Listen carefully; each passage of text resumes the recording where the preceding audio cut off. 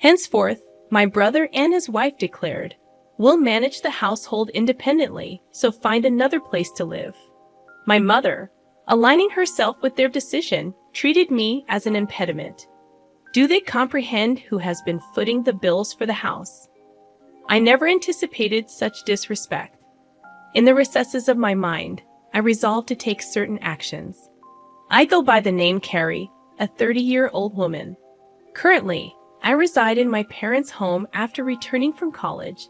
Initially, I ventured into the corporate world to forge my path, but the challenges overwhelmed me, prompting my return home. While initially navigating unemployment, I explored work-from-home opportunities. Armed with a scientific background, I embarked on a freelance engineering career. Commencing with modest projects, the income was meager, yet the experience of working independently was profoundly meaningful. In stark contrast to conventional employment, I could generate ample income without excessive social interaction. As my confidence grew, so did my workload and earnings.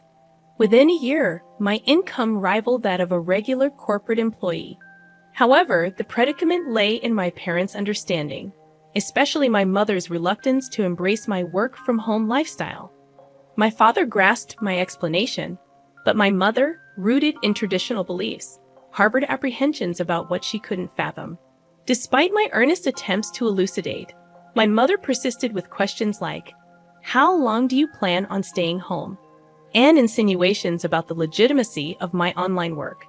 Despite presenting evidence of client emails and salary statements, my mother remained unconvinced. She suspected it to be some shady business or involvement in a dubious religion, despite the consistent payments and the legitimacy of my job. Despite my detailed explanations, my mother remained steadfast in her skepticism. She continually expressed concerns about the possibility of relying on unemployment benefits, emphasizing their impermanence. Although I had contemplated living independently, my savings were not yet sufficient. Around that time, my father's health took a toll, with deteriorating legs and back, necessitating nursing care. Facing an early retirement and sudden income loss, my father assured me that his pension would suffice.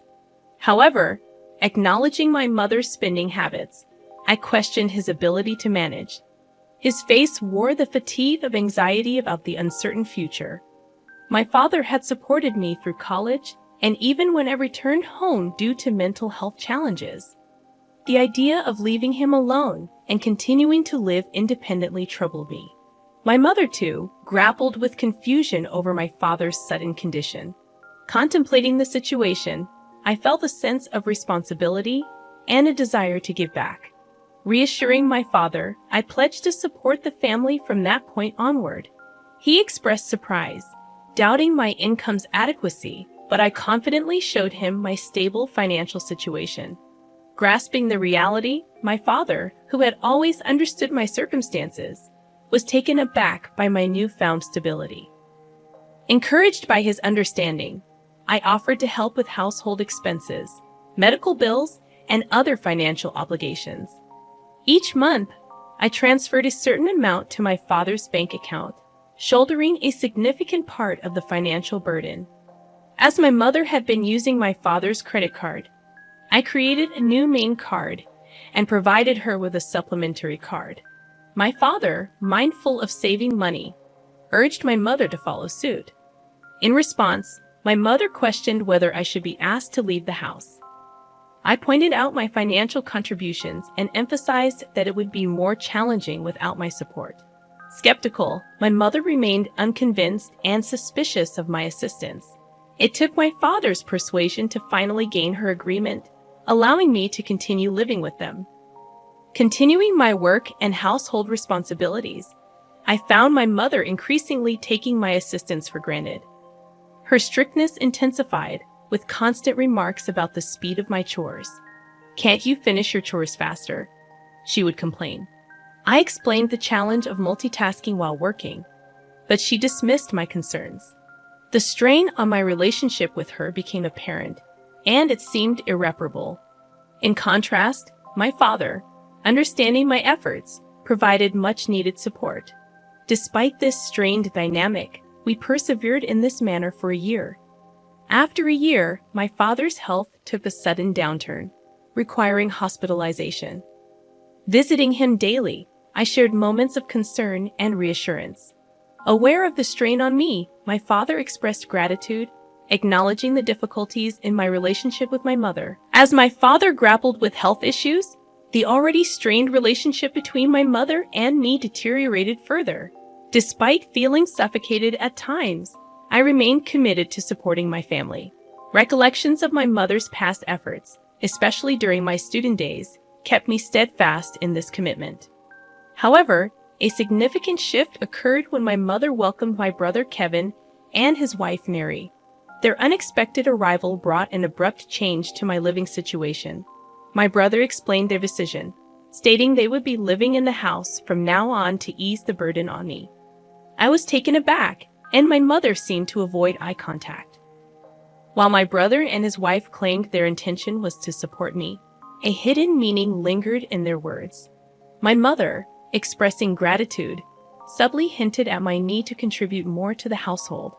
Despite the surprise, I learned that my brother, a graduate of a prestigious college, had joined a reputable company. The unexpected turn of events left me questioning the true motives behind my brother and his wife's presence in our home. Certainly, he must have been earning a substantial salary, but I too was diligently pursuing my own endeavors. I wondered if they could manage without my contributions. Transitioning into a new life at home with my brother and his wife proved to be more demanding than anticipated. "Wake up, Perry, make breakfast," my brother's wife hollered, banging on my door. Fully awake and already engrossed in my work as a morning person, I explained that I was already up and working. Despite my work commitments, they insisted that I prepare breakfast. "Get on with it and get breakfast ready," she demanded. I reluctantly forced myself to assist, considering our family's usual morning freedom. Typically, we enjoyed meals at our own pace, especially when my mother and brother's wife were present. I presumed it was customary for the wife to prepare breakfast for her husband. However, my sister-in-law insisted on cooperation, and I reluctantly joined them in the kitchen. Despite my efforts, their dissatisfaction was evident. "Is this what you prepared for breakfast?" "This isn't enough," they complained. I had meticulously crafted a breakfast plate featuring soft scrambled eggs, a refreshing lettuce salad, fresh buttered toast, and a succulent sausage, thinking it would be well received. However, it seemed I had missed something. "You don't have to eat it," I retorted. But their surprise was palpable.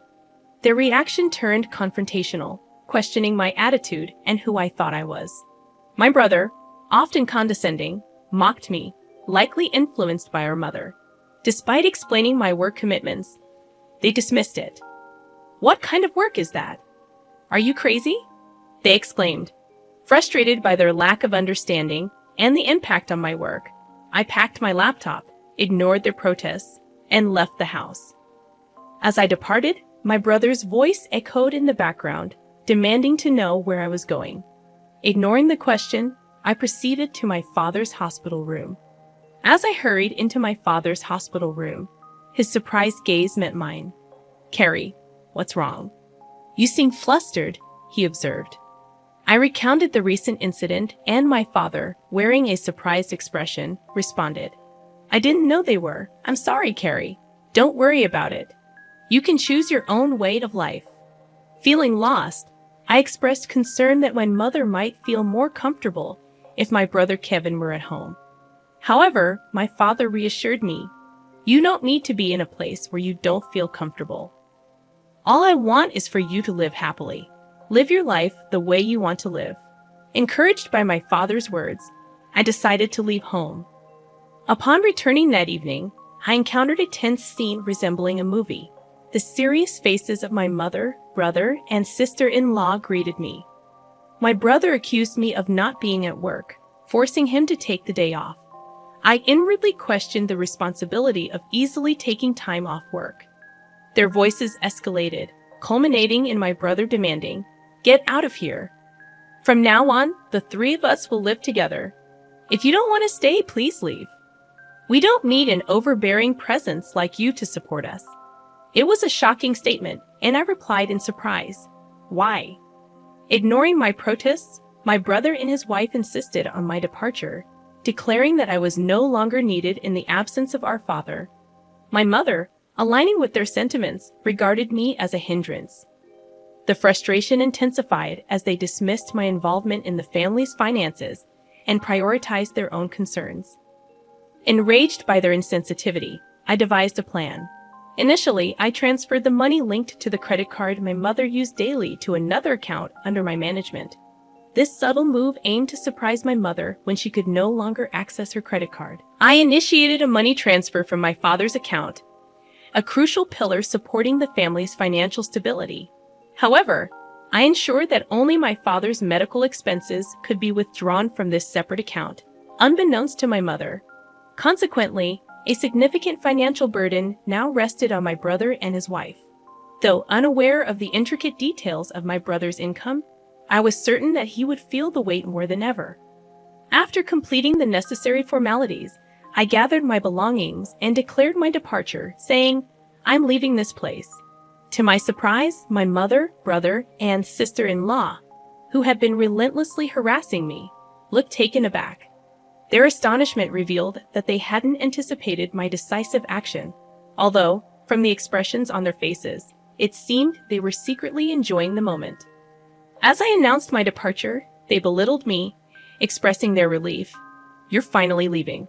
We've never dealt with such a troublesome person. You're not coming back, are you?" In response, I asserted, "Of course not. Don't contact me." They smiled as I left the house, but I couldn't help but wonder what they would think after I had left. Embarking on a new life in a tranquil environment, I found solace and the freedom to enjoy my own time. Refreshed and focused, I immersed myself in my work. However, as expected, a call from my brother disrupted the peace. "I told you not to contact me. What's wrong?" I questioned. His voice conveyed surprise and urgency as he inquired about my involvement in the family's financial transactions. Confirming my role, I reminded him that I had mentioned my work several times, but neither he nor our mother had believed me. Expressing confusion, he admitted, "Well, Mom said a lot of things, and I was a little confused." Acknowledging that it wasn't my fault, he revealed a financial predicament. With my absence, they struggled to manage expenses, and my mother's spending had exacerbated the situation. Though sympathetic, I asserted, "I was able to support you in many ways because I was at home. I'm not there anymore, so you have to handle it, Carrie." I found myself in an unexpected situation when my brother contacted me, urgently requesting assistance in transferring money to his bank account. Perplexed, I asked if he was joking, given that he worked for a sizable company. However, to my surprise, my brother confessed that he had been fired from his job due to a significant mistake. His revelation left me speechless, and I realized that he might have returned to our parents' house assuming there was enough money available. Perhaps he relied on the notion of a stable pension following our father's retirement. Wanting to enlighten my brother about my financial contributions to the household, I found amusement in the thought of his astonishment upon learning the truth. His wife and my mother joined the plea for financial aid, claiming they were on the verge of running out of savings. My mother even revealed that my father refused to contribute to household finances any longer. In response, I firmly declared that I had supported them enough, urging them to work hard and support themselves. I severed communication, emphasizing my decision to distance myself from their financial struggles. My father, recognizing the strain in his relationship with my mother, consulted a lawyer and opted for a quieter life in a different place. While I continued to visit my father daily, a friend shared my brother's recent struggles. He had moved into a modest apartment, leading a frugal life. My mother, once a homemaker, faced challenges in her sudden job, while my brother found it difficult to adapt to the opinions of younger colleagues. Despite his wife's efforts, she succumbed to the pressure and departed, leaving my brother and mother to navigate their challenges together. Concerns lingered for my mother, who maintained her habit of overspending, accumulating debts. However, I recognized my limitations in offering assistance. Focused on my own endeavors, I worked diligently in a comfortable living space, gradually accruing more resources. Contemplating new ventures, I aim to spend quality time with my cheerful father, appreciating every moment with him.